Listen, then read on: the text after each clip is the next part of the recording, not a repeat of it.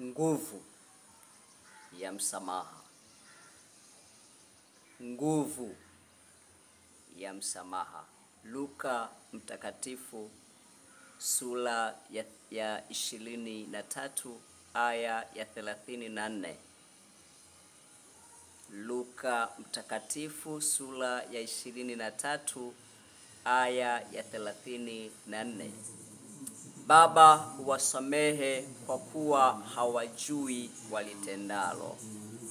Baba, wasamehe kwa kuwa hawajui walitendalo. Ni neno la kwanza la Yesu alipokuwa msalabani. Kwa nini Yesu alitangulia kutoa msamaha, kutangaza msamaha?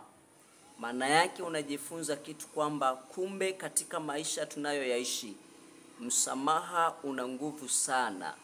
Msamaha una nguvu sana.